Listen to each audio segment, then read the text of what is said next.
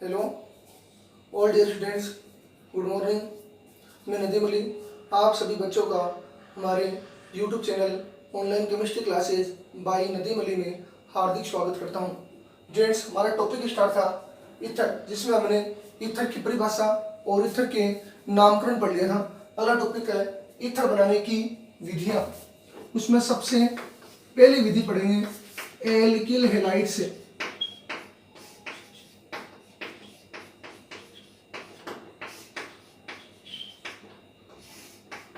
Alkyl halide से तो देखना CH3 CH2 Br, ये कोई एल्किल हैलाइड लिया जिसका नाम है एथिल ब्रोमाइड हैलाइड में।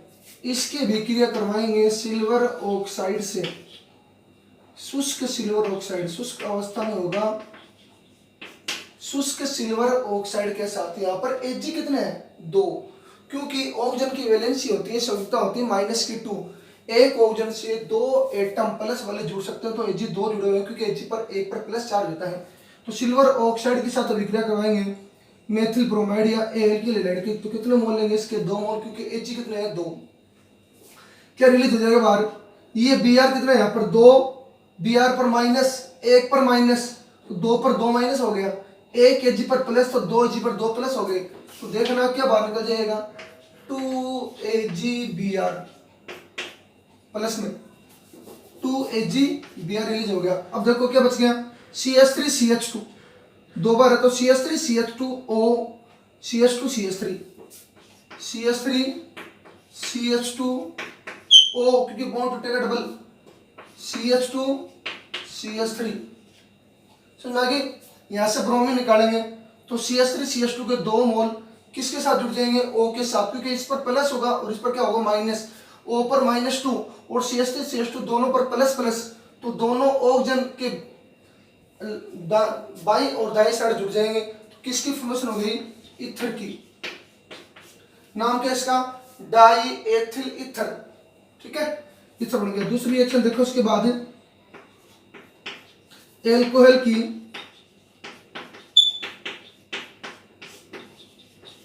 डाईएजोमेथेन से क्रिया।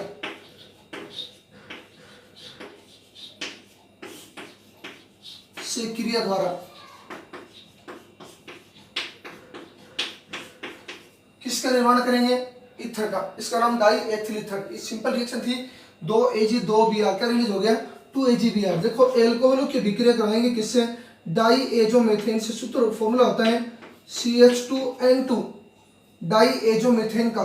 डाईएजो, एजो ग्रुप किसको बोलते हैं? Nitrogen nitrogen. N2 ग्रुप को कौन सा ग्रुप बोलते हैं? Azo group. डाईएजोमेथेन, इसकी रिएक्शन किसके साथ है?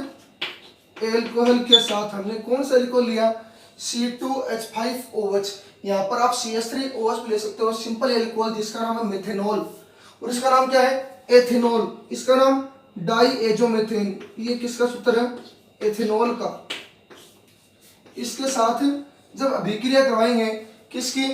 एल्कोहल की डाईएजोमेथेन के साथ अभिक्रिया करवाएंगे तो किसका निर्माण होगा? देखना, ऐसे बॉन्ड ब्रेक हो जाएगा।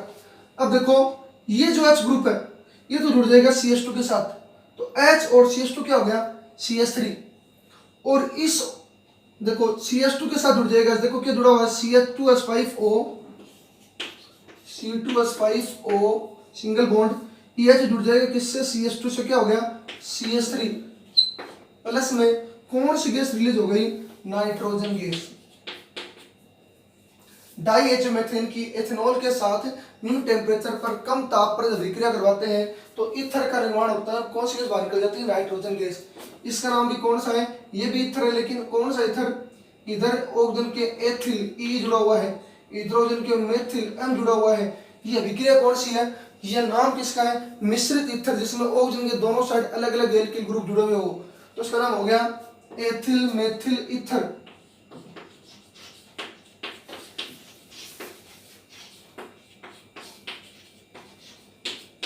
सामान्य नाम। आईपीएस नाम क्या लिखोगे? Methoxy ethane. ओके, ये 2 रिएक्शन होगी। देखो इसके बाद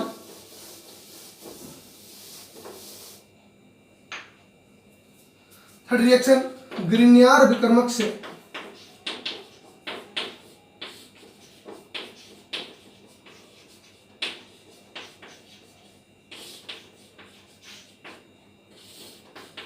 देखो आप CH3O CH2Cl, इसकी विक्रिया, क्योंकि निम्न ईथर, ये भी ईथर ही है फॉर्मूला ROR, बस इसमें क्लोरीन जुड़ा हुआ है, तो ये निम्न श्रेणी का ईथर है। एक आएगा उच्च श्रेणी का, निम्न जिसमें ऑक्सीजन परमाणु से ऐड होने वाले एल्किल समूह की संख्या कम हो। उच्च जब इससे बढ़ेगा, ये एक अभिक्रिया होती है इसमें ईथर से ईथर का निर्माण किया जाता है। ईथर से किसका निर्माण होता है? ईथर का निर्माण होता है। तो इसकी अभिक्रिया जब ग्रिग्नार्ड विकर्मक, इसका सूत्र होता है RMgX, R की जगह ले लिया CH3, Mg है ही, और X की जगह ले लिया Cl, मेथिल मैग्नीशियम क्लोराइड। ठीक है, जब इसकी अभिक्रिया करवाएंगे, जब निम्न ईथर की या निम्न ईथर वाले क्लोराइड की किसके साथ, ग्रिग्नार्ड विकर्मक के साथ अभिक्रिया करवाएंगे, तो निर्माण किसका होगा? देखना इसमें बढ़ेगा, यहाँ पर ये ग्रुप बाहर रिलीज हो जाएगा, ये ग्रुप यहाँ से क्या हो जाएगा, रिलीज है, क्योंकि इस पर तो ये बॉन्ड ब्रेक होगा, इस पर Mg पर प्लस और CH3 पर माइनस और इस पर प्लस। अब बताओ, ये Cl पर माइनस Mg पर प्लस, तो क्या रिलीज हो गया? MgCl2 प्लस में ये CH3 plus minus CH2 plus add हो जाएगा, क्या बन गया? CH3O CH2 CH3। ये निम्न श्रेणी का, क्योंकि इसमें ऑक्सीजन से जुड़ने वाले दोनों कौन सा ग्रुप है? Methyl group. तो मान लो यह सामान्य ईथर है जिसमें दोनों एल्किल ग्रुप सेम है, इधर भी CH3 है, इधर भी CH3, लेकिन एक ही जगह जुड़ा हुआ है Cl।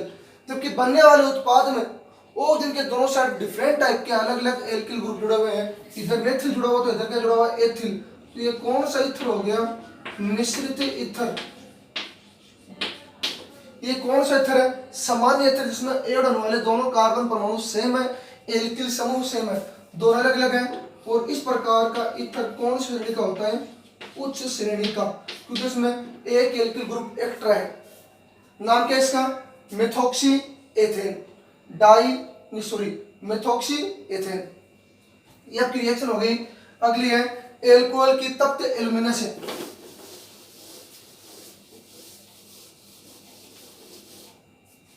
एल्कोहल की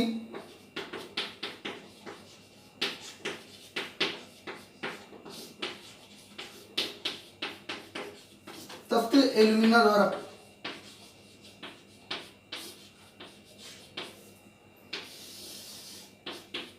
क्रिया द्वारा लिख सकते हो। एल्कोहल C2H5OH, कितने मोल ले लेंगे? 2 मोल C2H5OH। ओके, 2 मोल एल्कोहल की तप्त गरम एल्यूमिना के साथ गरम करवाएंगे 250 डिग्री सेंटीग्रेड। मीन्स कितना केल्विन हो गया? 273 और 250, 273 और 250,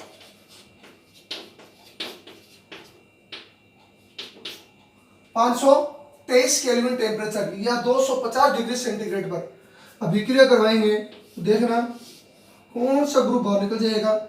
H2O। गर्म करवाने पर कौन सा अणु बाहर निकलता है? H2O। 2 अणु या 2 मोल एल्कोहल को जब तप्त एल्यूमिना की उपस्थिति में 250 डिग्री सेंटीग्रेड टेम्परेचर पर गर्म करवाते हैं तो ईथर का निर्माण होता है C2H5O C2H5। सरल ईथर है। कौन सी ईथर है? मिश्रित ईथर नहीं है, सामान्य ईथर है, क्योंकि इसमें ऑक्सीजन से जुड़ने वाले दोनों एल्किल समूह एक जैसे हैं। नाम की इसका डाई एथिल ईथर, सामान्य नाम, और आईपीएस नाम एथॉक्सी एथेन। ठीक है, ये रिएक्शन हो गई आपकी 4 रिएक्शन। अगली देखो, इसके बाद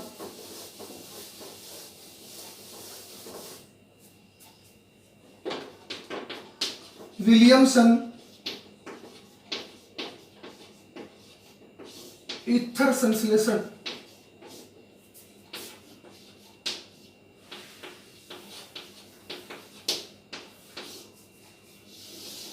ये लगा लेना इंपॉर्टेंट।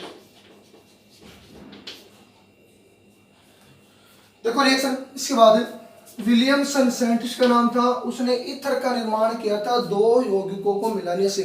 जब एल्किल हैलाइड की अभिक्रिया सोडियम एल्कोक्साइड के साथ में करवाते हैं तो ईथर का निर्माण होता है। देखना, एल्किल हैलाइड की अभिक्रिया सोडियम एल्कोक्साइड के साथ में करवाते हैं तो क्योंकि X पर कौन सा चार्ज माइनस और R पर कौन सा चार्ज प्लस, Na पर प्लस X का माइनस क्या रिलीज हो जाएगा, NaX प्लस में इस O वाले माइनस से क्या जुड़ जाएगा, R प्लस, तो क्या बन गया ROR। किसका निर्माण हो गया, ईथर का। देखो इसमें आप 2-3 लाइन एक्स्ट्रा लिख लेना। यह विधि सममित व असममित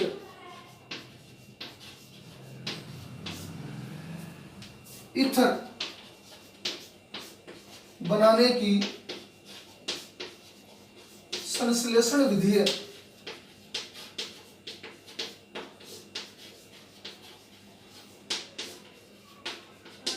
इस विधि की सहायता से द्वितीयक व तृतीयक प्रकार के एल्किल हैलाइड भी क्या हो सकते हैं, बनाए जा सकते हैं।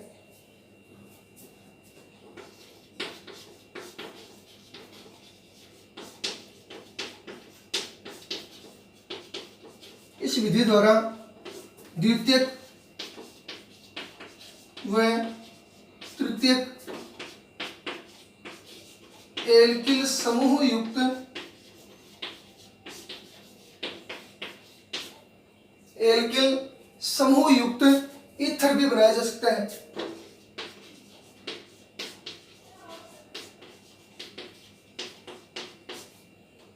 बनाए जा सकते हैं।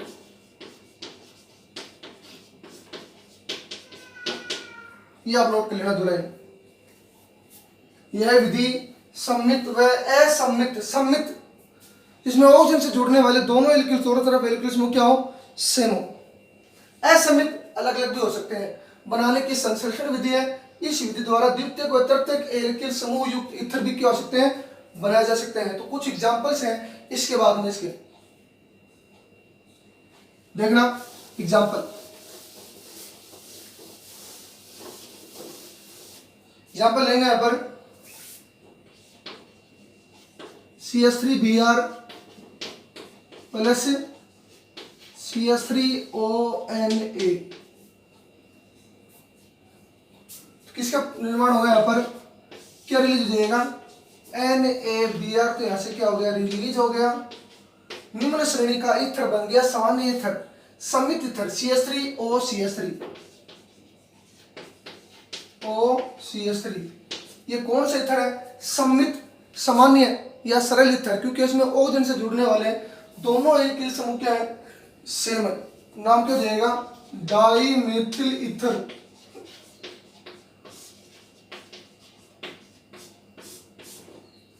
Dimethyl ether. अब देखना अगले रिएक्शन, एग्जांपल नंबर 1, CH3ONA,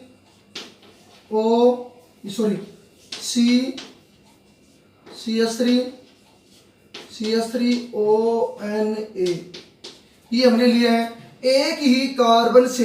ये मान लो ये क्या था, किसका एग्जांपल है, ये हमने कहां पर यूज में लिया था, तृतीयक butyl alcohol. Lesson number 10 halo alkane और हेलो एरीन वाले लेसन में हमने SN1 अभिक्रिया पढ़ाई थी, उसमें तृतीयक ब्यूटिल एल्कोहल बना था।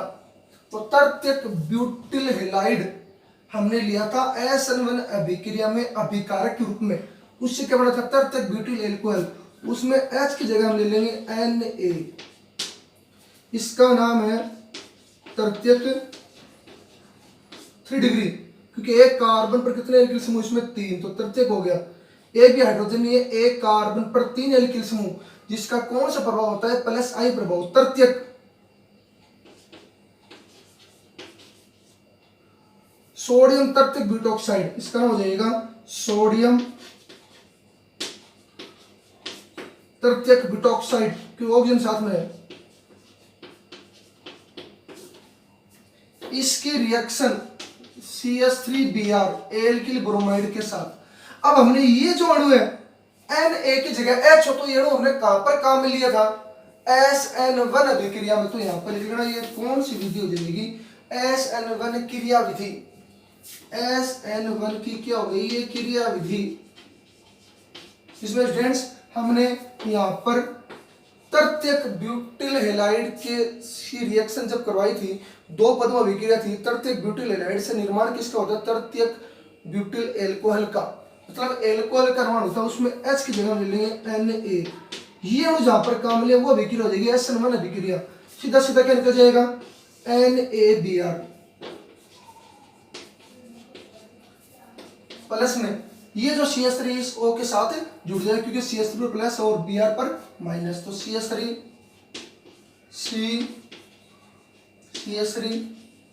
CH3O CH3 कौन सा ईथर है ये, मिश्रित ईथर,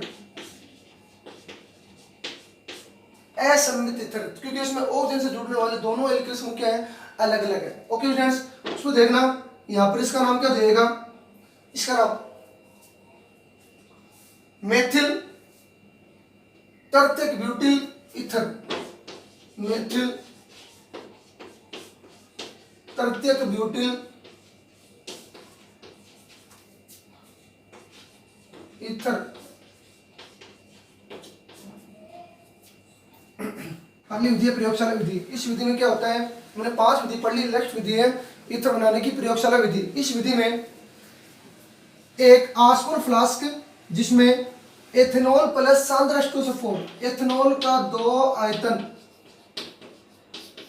और सांद्र H2SO4 का 1 आयतन, एक गोल पेंदे का आसपास फ्लास्क जिसमें 2 आयतन एथेनॉल प्लस 1 आयतन सांद्र H2SO4 का मिश्रण को बालू उष्मक पर क्यों रखेंगे, क्योंकि बालू उष्मक में मिट्टी है ताकि ये जल्दी से गर्म हो जाए, डायरेक्ट इसको गर्म करेंगे तो यहाँ इसमें क्या है कि कांच का होता है, जल्दी से क्या हो जाएगा, टूट जाएगा, इसलिए बालू उष्मक पर रखकर बर्नर की सहायता से 413 केल्विन टेम्परेचर पर गर्म करेंगे, जिससे इसमें ईथर बनने लगता है, डाई एथिल ईथर बनेगा। इस ईथर के मिश्रण को संघनित्र की सहायता से इसमें ग्राही पात्र में क्या कर लेंगे, एकत्रित कर लेंगे। संघनित्र क्या होता है, यहाँ पर जो ईथर बना है वो गर्म है, तो जब इसमें से जाएगा तो ये संघनित्र होता है, ठंडा जिसमें जल भरा हुआ है, उसमें कुछ मात्रा यहाँ पर जाएगी, जो बची कुछ मात्रा है वो कहाँ पर ग्राही पात्र में एकत्रित हो जाएगी। ग्राही पात्र में क्या है, बर्फ और जल का मिश्रण, जो ईथर बना है वो यहाँ पर क्या हो जाएगा, ठंडा हो जाएगा, क्योंकि हमने गर्म किया है बालू उष्मक पर रखकर बर्नर की सहायता से 413 केल्विन टेम्परेचर पर। जो ईथर बना था वो गर्म था, ग्राही पात्र में बर्फ है, जिससे यहाँ पर क्या हो जाएगा, कंडेंस हो जाएगा, संघनित हो जाएगा, ठंडा हो जाएगा। तो इसमें क्या होता है शोधन में कि जो ईथर बना है उस ईथर में कुछ अशुद्धियां पाई जाती हैं, उसमें कौन कौन सी अशुद्धियां होती हैं, ethanol plus sulphur dioxide plus जल, कौन कौन सी अशुद्धियां पाई जाती हैं, एथेनॉल डाल देना शोधन। प्राप्त ईथर प्रयोगशाला विधि, ईथर की प्रयोगशाला विधि में जो ईथर प्राप्त हुआ है डाई एथिल ईथर, उसमें एथेनॉल प्लस SO2 प्लस जल की अशुद्धियां पाई जाती है। एथेनॉल की अशुद्धि को दूर करने के लिए ध्यान रखना, सबसे पहले SO2 और जल, इन दोनों की अशुद्धियों को दूर करने के लिए एक पृथककारी कीप की सहायता से, पृथककारी कीप में इस जब ईथर को डालेंगे तो इस ईथर में एथेनॉल प्लस SO2 प्लस जल की अशुद्धियां हैं, तो पृथककारी कीप में इस ईथर को लेने पर एथेनॉल कहां से है कि इसी से बना है ईथर, यहाँ पर एथेनॉल पृथककारी कीप की सहायता से उसमें पृथककारी कीप में इस डाई एथिल ईथर या अशुद्ध ईथर को डालते हैं, उसमें कुछ मात्रा किसकी डालते हैं, तनु NaOH की डालते हैं, जिससे SO2 और जल की अशुद्धियां क्या हो जाती है, दूर हो जाती है। तनु NaOH डालेंगे पृथककारी कीप में, क्या लेंगे ईथर, उसमें SO2 और जल की अशुद्धियां हैं, इन दोनों की अशुद्धि को दूर करने के लिए तनु NaOH की कुछ मात्रा लेंगे, इससे अशुद्धि क्या हो जाएगी, दूर हो जाएगी। बचा एथेनॉल, इसकी अशुद्धि को दूर करने के लिए इसके अंदर कैल्शियम क्लोराइड प्लस जल की कुछ मात्रा डालेंगे उसी कीप में, जिससे एथेनॉल की भी अशुद्धि क्या हो जाएगी, दूर हो जाएगी। अब हमारे पास क्या बचा है, शुद्ध ईथर बचेगा। शोधन, शुद्ध करना, प्यूरिफिकेशन, लिखेंगे डाई एथिल ईथर में कुछ प्रमुख अशुद्धियां एथेनॉल प्लस SO2 प्लस जल की अशुद्धियां पाई जाती हैं।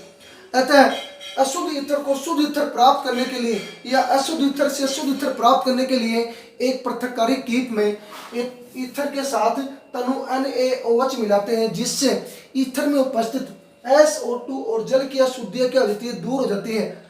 अतः शेष बचा हुआ एथेनॉल जो अशुद्ध ईथर में है, उस एथेनॉल की अशुद्धि को दूर करने के लिए उसी पृथककारी कीप में उस NaOH को डालेंगे। अब जो मिश्रण था उसको डाल दें अलग, उसमें क्या बचेगा, एथेनॉल। इसमें एथेनॉल की अशुद्धि उपस्थित है ईथर में, तो एथेनॉल की अशुद्धि को दूर करने के लिए इसी कीप में कैल्शियम क्लोराइड प्लस जल के साथ संकलित कर देंगे, जिससे एथेनॉल की अशुद्धि क्या हो जाएगी, दूर हो जाएगी। हमें अशुद्ध ईथर से क्या प्राप्त हो जाएगा, शुद्ध ईथर। तो इसकी कुछ रिएक्शन इसके नीचे लिख लेना शोधन के बाद में। इसी पॉइंट में